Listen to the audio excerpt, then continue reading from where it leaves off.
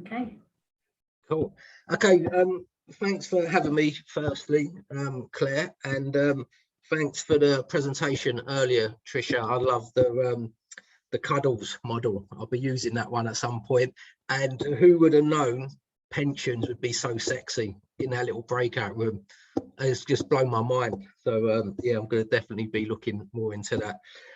Okay, so just a little bit about my life.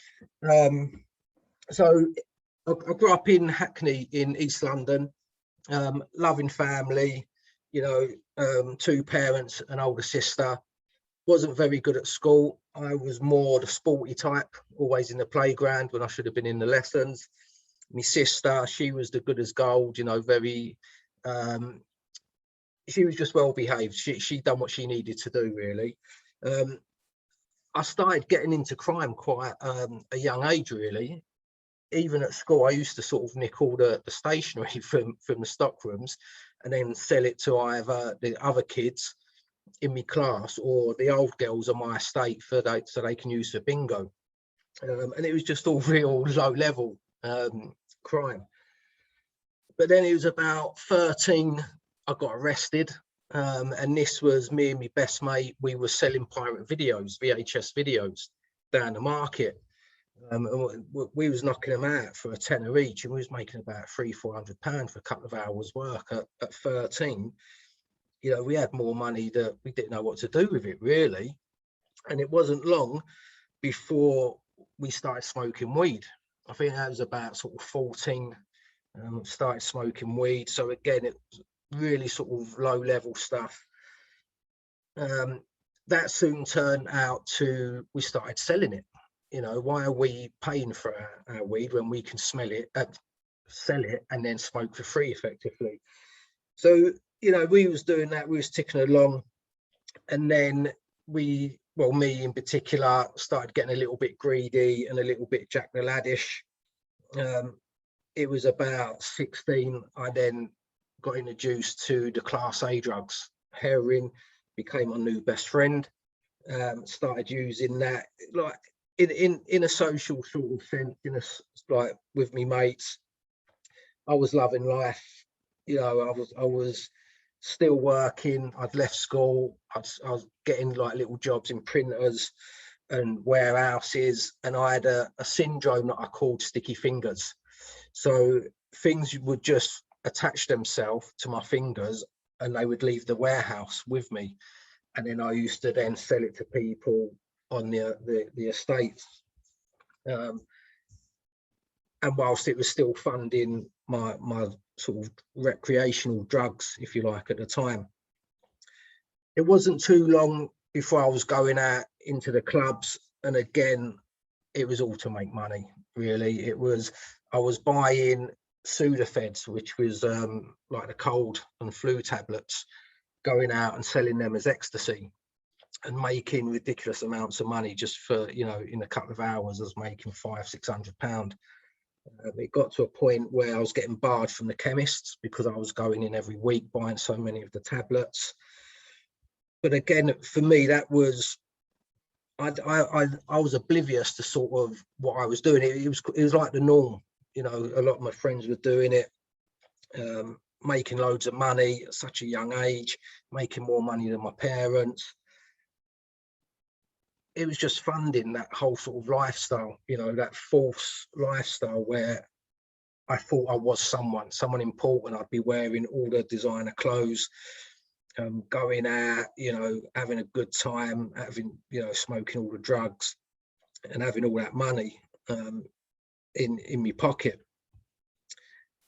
By this time, I was smoking so much that I didn't realise how deep I actually was.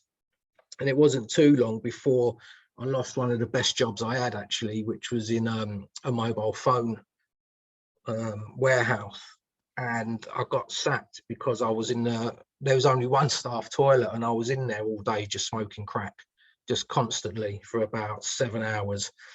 And then that's when it started getting real for me. You know, it seemed like I was on such a high for so long that nothing could stop me. You know, I had no responsibilities. I was making good money. I felt that I was in control of all the drugs and everything else. But then when I got the sack here, it was like, yeah, it's just got real. So I had no job. The appearance started going down. You could start seeing it in my sort of physical appearance.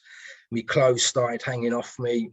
Although again, I was delusional because I was wearing £500 of clothes. That, you know, I'm not a junkie. You know, I'm not an addict. I'm not anything like this. But from that moment, it was like, what am I going to do now? You know, how am I going to sort of get this money? My life started going out of control quite quickly. My peer group, you know, starting distancing themselves from me. The relationship with my family, you know, was starting to break down. They was always there for me, but you know, in terms of the arguments, that it was just, I don't know how, to be honest with you. I mean, mum and dad, how they managed to keep together, because I would play them off each other so much, trying to get money out of you know, I was great at the emotional blackmail. You know, that was sort of one of my sort of weapons, if you like, to obtain money out of them. But from the moment I would wake up to the moment I fell asleep, my mission was just to get money and get my drugs. That was it. You know, I was so focused, so determined. That was my life 24/7. So I've become very good at, you know, like working people out and finding out how to get money. I've become very good, you know, as an opportunist. I would sniff a little something and I'd be in there for a kill. And it's funny, you know, everything that I was doing there has sort of set me up for a bit later that I'll come on to. But, you know, some of the things, I mean, I've done some horrific things, not in terms of violent, but in terms of playing with people's emotions, which, you know, I'm not proud of at all. But again, at that moment in time, I would do whatever I needed to do in order to get my money. And I remember at the time I was with a lovely girl, living with her, and she used to say to me, Tone, I'll never see you, you know, where it's like you're having an affair with someone.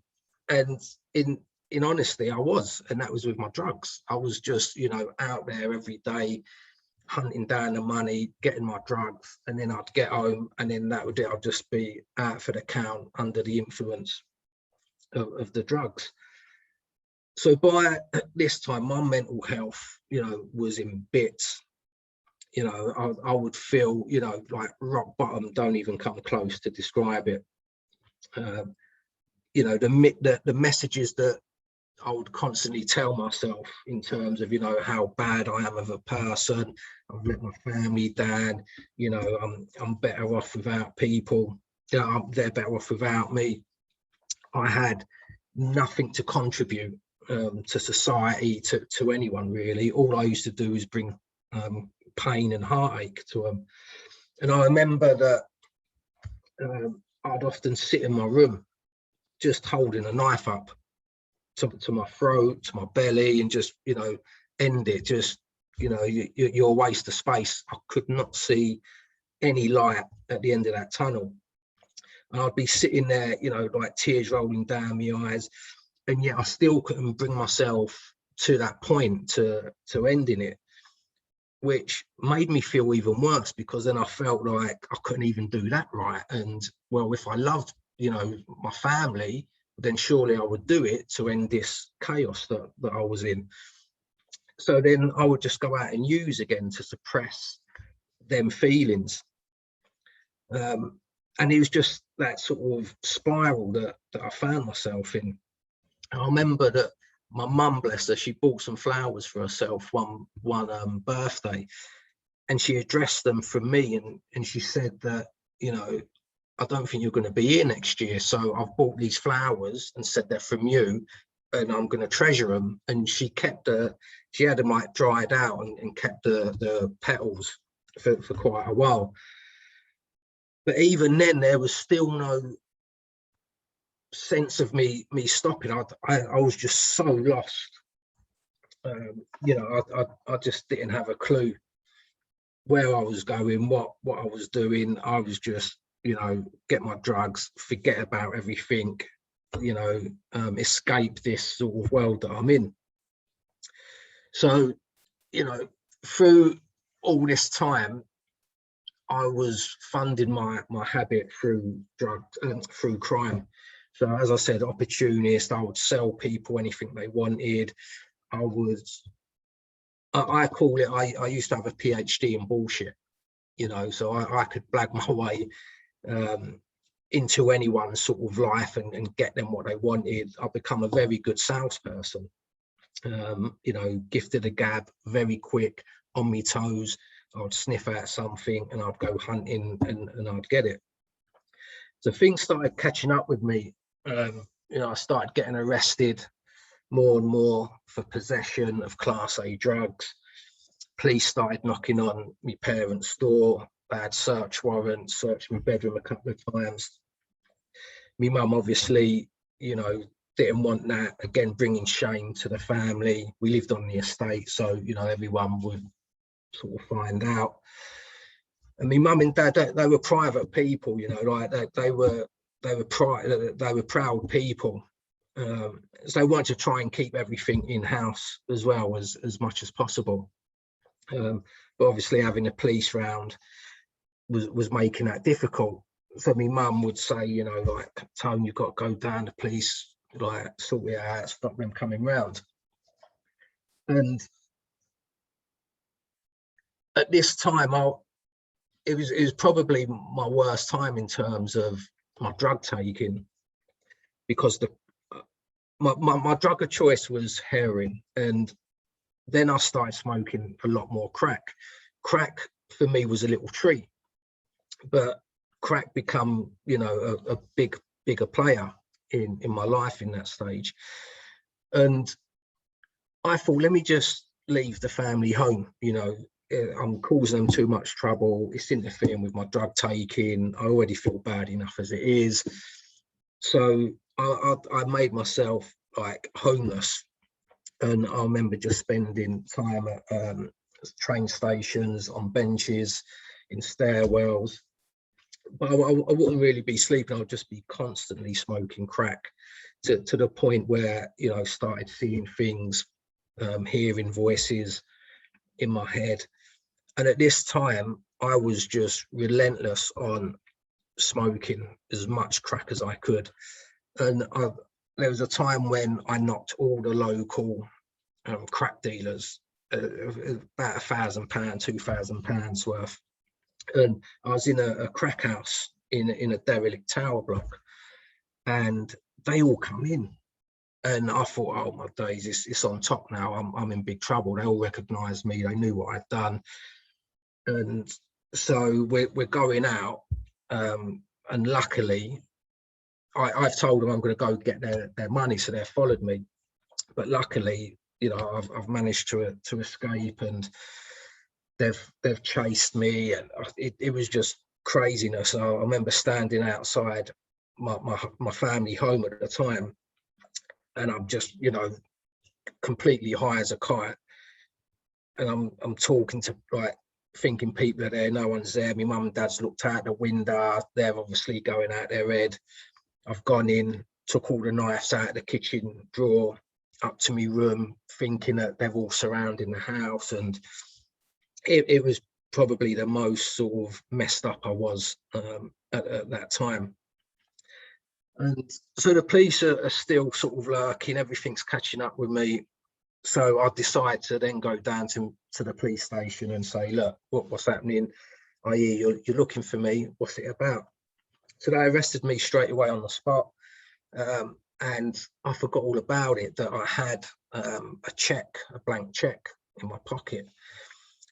And that's what they was arresting me for. I'd done a deception for £5,000 deception a few years prior, and that had caught up with me. So they've arrested me on suspicion of deception, and then obviously for the previous one. So I was just like, geez, you know, it's literally everything from a couple of years ago. Everything is catching up with me now. So I ended up doing a little time in prison. I got what was it? It was for possession of Class A and for the deception, which I got sent to. So I was applying for rehab just beforehand, because I heard one of my friend's mums was in rehab and it sounded really good. It sounded like, you know, they do day trips and everything. So I started applying for that, and luckily I only done a little time, and then I appealed and I got out on the basis that, you know, I'm going to go get help from a rehab. So I finally went into rehab. I went into a detox, and it was so different. I mean, I was the youngest one. I was, I think I was about 21 at the time. And there was all these sort of, you know, like middle-aged people, and it was just so bizarre for me. And it was a 6-week program, and I struggled for the first couple of weeks. It was hard, and I was smoking some cannabis in there that someone had smuggled in, and we get drug tested in there, and it showed up in one of my tests, so they kicked me out after 2 weeks.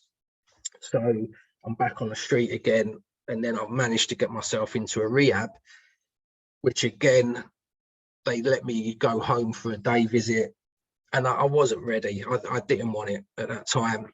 And I remember I caused an argument deliberately with my dad. So then I went and used, and I had that as a reason, and I blamed my dad. So then I got kicked out again for that. And it's crazy that I just started to feel a little bit different, and then they kicked me out, which was right. But then I went downhill again so quick within that time. But they managed to say, look, we've got a policy, keep out for 4 weeks, but you can come back in if you want to. So I'm still out there for the 4 weeks, doing what I need to do, you know, doing the criminality, doing me drugs. So I turn up at the rehab when it's my entry date, but I'm under the influence, and they tell me I'm not coming in. And I was, you know, still a bit cocky there. And I was like, I've only come back for the food. What do you mean I had to do? They said, no, they said, come back tomorrow when you're clean, and we'll take from there. And I said to them, it's not going to happen. You know, as soon as I wake up, I need it just to function. So they said, well, that's down to you. And I remember waking up, I had some heroin left, and I had some crack left from the night before. And I woke up, and I just flushed it down the toilet, and I just run to the rehab, and, you know, I just run as fast as I could. And I got there, and I felt, it was like this serenity. I just felt like, you know, I'm safe now. But then obviously in the night, I'm starting to get the withdrawals, and I was in a pretty bad way, and I had a tough time. I didn't sleep for about 2 weeks. I had no medication, so I was rattling really, really hard. But then something changed in me. I started laughing. I started getting natural sleep that I hadn't had since I was like 14, you know, and I hadn't laughed, you know, that laugh when your ribs hurt, the really genuine, just deep laughter. It was so beautiful. And I just laughed my way through the 6 months of rehab.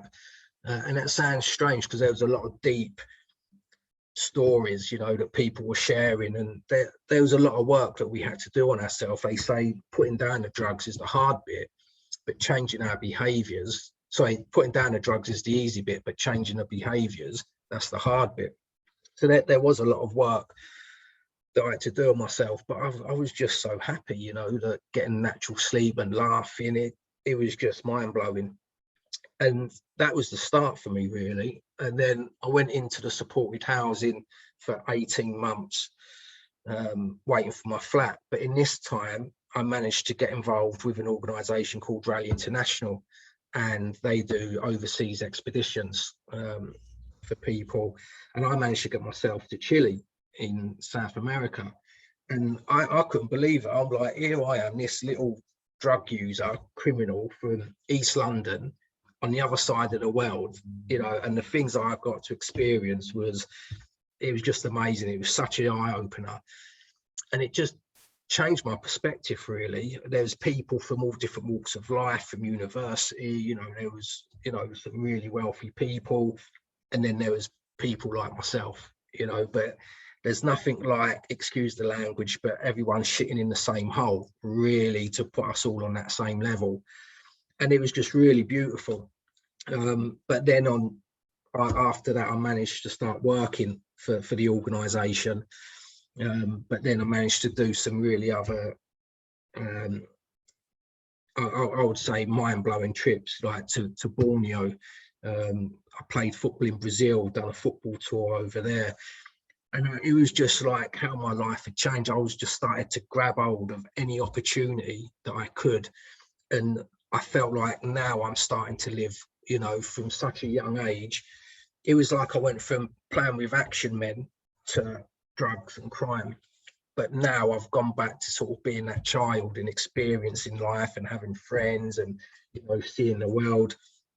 Yeah, I started doing anything I could. I started doing a lot of fundraising, charity fundraising events like marathons and cycling London to Brighton, etc. So whilst I was doing all of this, I found, just accidentally really, my way into a job with Rally. And it was, you know, supporting people with similar backgrounds to me, you know, or at risk of. And it just sort of progressed, really. 20 years later, I've worked for national charities such as the Prince's Trust. I've worked in schools, working with families and students around the attendance issues and overcoming certain obstacles, working with local authorities. What's one of the funny things I think is I work closely with the police, and it's funny that I sit in the police car now at the front instead of at the back of it, which was always quite bizarre for me. But even now, so, you know, like when I'm working with these young people, it's never the same day. Like the personalities is, you know, they're not bad people, they make bad choices. That's the difference, you know, and some of the circumstances that they're coming from is horrific, you know, a lot more challenging than what I had. I had it pretty easy in that respect. And it just goes to show you, though, that, you know, we all need support at different times for different reasons. But working for these charities and within like the sector that I have been, it keeps me grounded. And, you know, we're only one decision away from a completely different life, you know, and I think it's so important that we remember that. And these people ain't bad, they're just in a bad situation.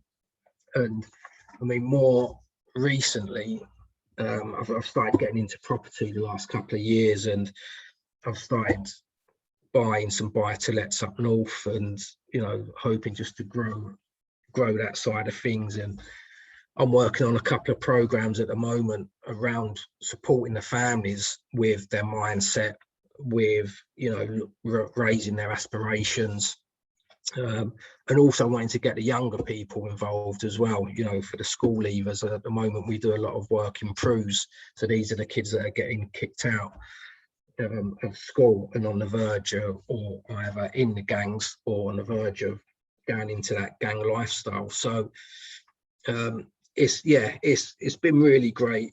I mean, everything, as I mentioned earlier, the skills that I had for all my drug taking and, you know, getting all that money has put me in good stead now, particularly with the property, because I use other people's money.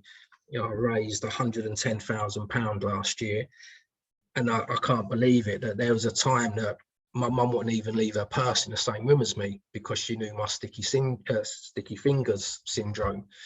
And now I've got people trusting me with, you know, that amounts of money. It's bizarre, but it's, you know, them negotiating skills, them life skills that have been transferable, that now I'm applying in a positive sense. And, you know, for me, that's that's just a really powerful tool. That I'm not educated. I say that I'm educated. You know, but people don't need to go to the college. They don't need to go to uni. Of course, I would always, you know, advocate education, but there's so many people that don't have that for various reasons, and they think their world is ended, and it's not. You know, so it's been a journey, but obviously, you know, I've got a fantastic family. Even to today, we're very close. I've got a lovely son. He's 15. He thinks he's 25 sometimes. He's completely opposite to me, thank God. He's a good boy. He's doing really well in school. And yeah, I feel like I've done a lot, but I've still got loads to do. And it's just nice that I've been given this opportunity to share a bit of my story, in the hope that it inspires others to, you know, go out into their communities and maybe be supportive as well to people that are, you know, that need it. It's that, mate. I hope you're looking for investors, because everybody's making everybody cry here. Fucking mate, amazing. I I've just got to unmute myself and give you a round of applause. You're amazing, seriously, mate. Honestly. Tony, it takes massive courage to come and share stories that are as personal, and I think this group has a real openness to people sharing stories. I shared, you know, part of my story was my father was an alcoholic. A big part of my story, I will support you whatever you're doing, mate. 14 years I was a mental health nurse specializing in addictions. So that journey that you described, you know, it was just, you know, people can recover and do recover. And the talents and the skill that you have that kept you alive and kept you surviving will see you go far. I mean, this is one of the things.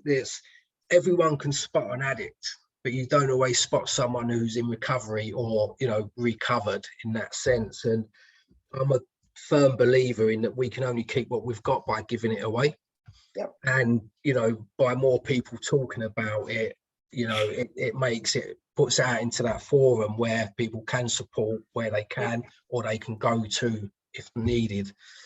I mean, this is an amazing forum. We say this, don't we? Because you know, it's no guilt, no fear, no shame. The past is the past. We cannot live our lives in the past. We have to take that and do something positive with it. And when we do, it transforms not just your life, but everybody around. Totally loved it. I totally loved it. Thank you so much for sharing. Amazing story. Absolutely amazing. Massive respect. Look at your comments in chat. I know you've been talking, but you'll probably cry if you read what's in chat. Yeah, I'll turn my camera off. Seriously, that was absolutely amazing. I know that Friday nights are supposed to be all jolly and stuff, but I think sometimes it is about getting back to reality, that there is other things going on for other people that people don't understand. And I know when we spoke before tonight, one of the things that is going on in the world at the moment is a lot of mental health for young males at the moment, and you see it all over the news of people committing suicide or getting upset. And if somebody like yourself can turn yourself around and help others get out of that, I think that is what's amazing. And like I said, you know, this group's not just about property. Yes, you are a property investor, but you've gone on that journey. You've turned your life around, and now you're helping others, and that's what this group is about. It's not just about property, it's about how we can help others turn their lives around and get back on their feet. And thank you so much for coming on. Really loved it. No, I appreciate you having me, and for everyone, as you say, it's Friday night, to have me on, and for everyone to keep on. It's really appreciative. Really good, mate. Appreciate it. Thanks for sharing. Nice one, mate. Yes, Peter. Yes. I'd just like to say, and thank you as the host for allowing that to go on, because it's inspirational for everyone. Thank you. Magic. Thank you. A lot of forums and a lot of, you know, a lot of groups would not allow that, and this is a very special group, as we know. Thank Their you. loss. Cheers. Yeah. Totally their loss. That was absolutely amazing. Yeah, mate. I do. Very true, Peter. This group is, I don't know how to describe it. It's one of the best group that I've ever been in, because you come, you talk, and people listen. And then what you take away from every fortnight you attend this group is just to have that belief that, you know, no matter what's ahead of you, there's always people to listen to you. So, I mean, massive, you know, thanks to the, you know, people who brought this group together. And of course, this, you know, the experts, they always have answers for whatever questions you bring to them. So thank you very much, guys. Thanks, Cosmo. Yeah. I'm going to stop recording quickly. Yeah, I have to say thanks very